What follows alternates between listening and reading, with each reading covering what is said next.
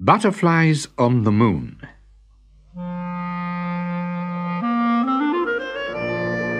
High on the topmost turret of the castle, Kropotkin, the court astronomer, gazed at the moon through his powerful telescope. Suddenly the words of Prince Azov rang in his ears.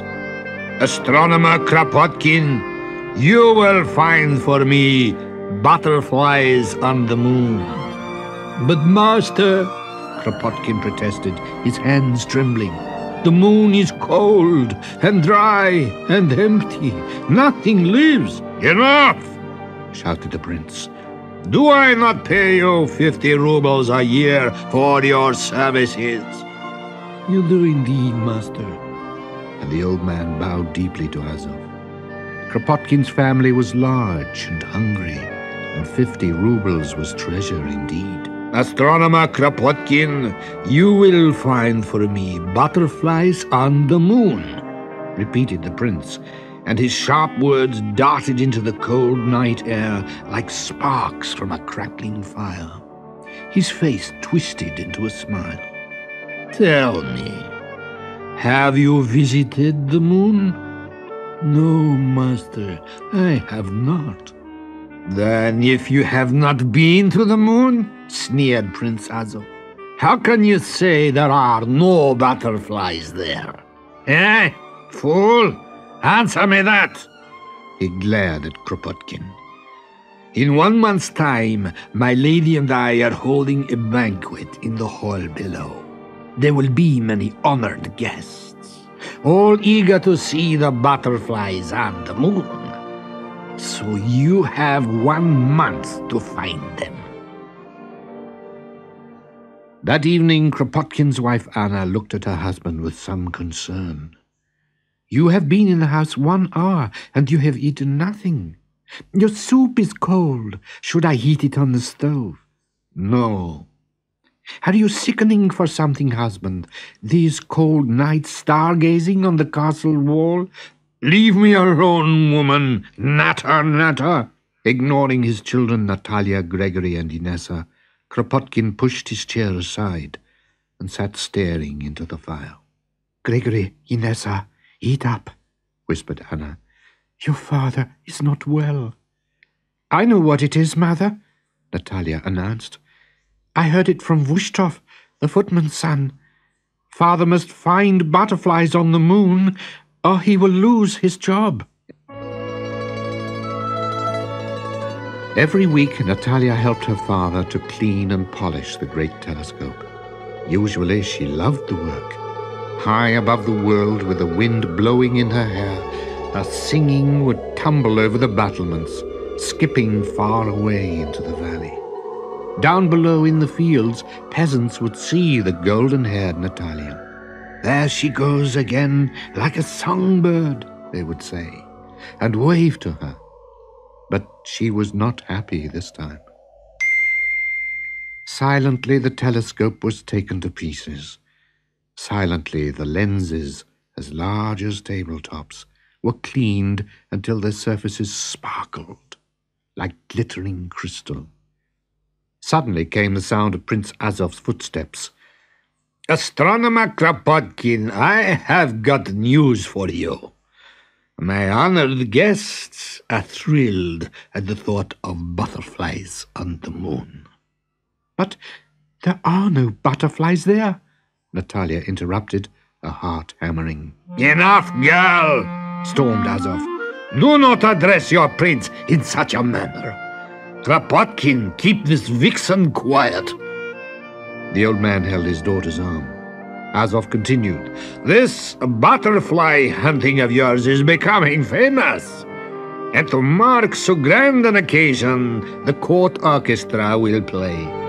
The astronomer was wide-eyed at the prince's plans. "But, master," he stammered.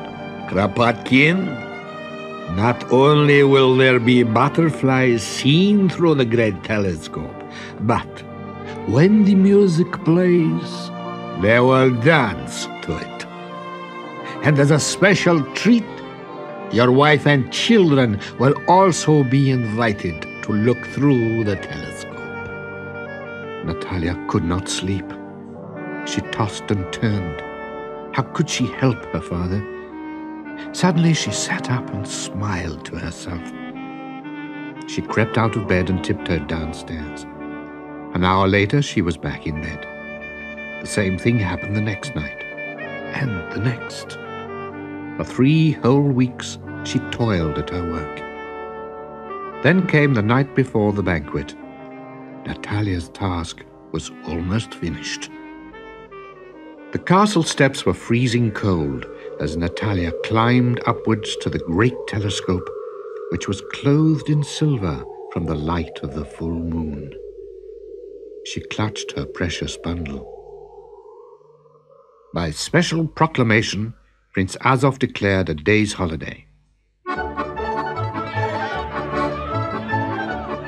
Beneath the castle walls, a gaily dressed crowd spread from the moat to the distant hills, eager to hear the latest news of the butterflies on the moon.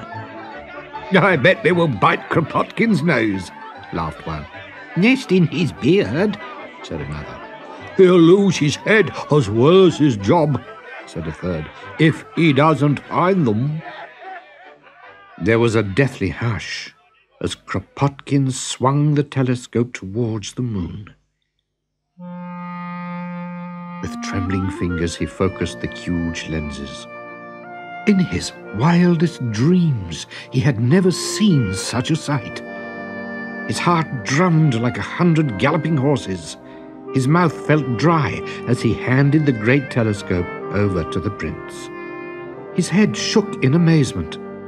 Could it really be? Azov laughed with joy. "Kropotkin, you old wizard, you've done it. Butterflies on the moon.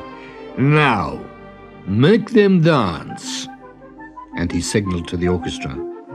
And dance they did, fluttering in the breeze. Swallowtails, red admirals, tortoise-shells, all gorgeous oranges, blacks and blues. Natalia held her breath. Only she knew the secret. The prince's honored guests were thrilled by the sight. Azov waved his hand to Anna and the children. "Come and have a look. Your husband is indeed a miracle worker." Anna, Gregory and Inessa crowded round. Then, disaster! Little Inessa pushed a button and the lens at the far end went spinning over the battlements, taking with it Natalia's paper butterflies, which she had taken 3 weeks to paint and cut out. The lens shattered into 1,000 pieces, and the paper butterflies were caught by the wind. The prince's face turned black with fury, but the crowd roared with delight. "See, see, the butterflies! They're going back to the moon!" And indeed the wind was lifting them higher and higher into the air. The orchestra played on. Prince Azov leant grimly over the battlements. But at last he burst out laughing. "Astronomer Kropotkin, you have done me proud this night. Not only have you found me butterflies on the moon, you have brought them down to earth," he roared. And all the honored guests cheered.